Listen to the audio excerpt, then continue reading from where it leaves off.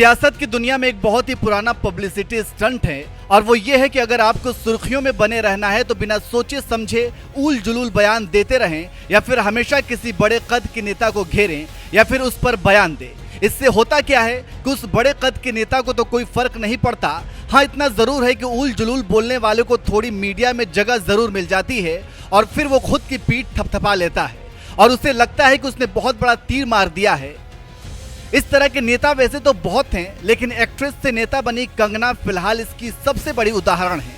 ये वही कंगना है जो राहुल गांधी को हमेशा घेरती रहती हैं और बिना सिर पैर और लॉजिक के कुछ भी बोल देती हैं और इन्हें लगता है कि इन्होंने बहुत बड़ी बात बोल दी है, लेकिन इन्हें अंदाजा नहीं होता कि अपने बयानों की वजह से ये खुद का मजाक बना रही होती हैं। 2014 में देश पूरी तरह आजाद हुआ, ये वाला बयान तो आपने सुना ही होगा। अब इसे दिमागी दिवालियापन कहेंगे या फिर चाटुकारिता की पराकाष्ठा, वो आप तय कर लीजिए।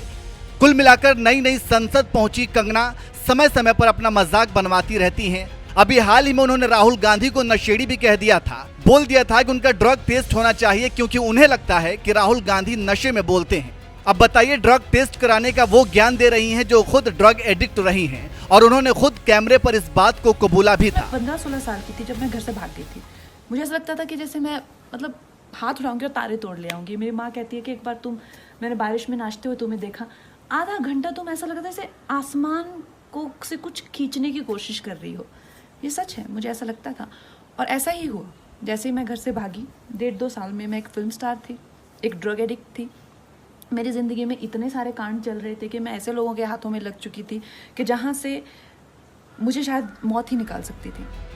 सुन लिया आपने, जो ड्रग एडिक्ट रह चुकी हैं वो ज्ञान दे रही हैं कि राहुल गांधी का टेस्ट होना चाहिए। मतलब आप सोच सकते हैं कि इनकी दिमागी हालत क्या है। अरे आपको विरोध करना ही है तो राहुल गांधी ने बहुत से मुद्दे पर अपनी बात रखी थी, जैसे टैक्स सिस्टम, अग्निवीर योजना, जातिगत जनगणना। ऐसे कई विषय हैं जिस पर राहुल गांधी ने अपना पक्ष रखा था। अगर कंगना जी को घेरना ही था तो इन मुद्दों पर घेरती तो कुछ बात समझ आती। लेकिन हाँ, इन मुद्दों पर बोलने के लिए ज्ञान की आवश्यकता भी पड़ती है, उसके लिए स्टडी और रिसर्च करना पड़ता है। अब जो महिला ये बोले कि देश 2014 में आजाद हुआ, उससे आप पढ़ाई लिखाई की क्या ही उम्मीद कर सकते हैं।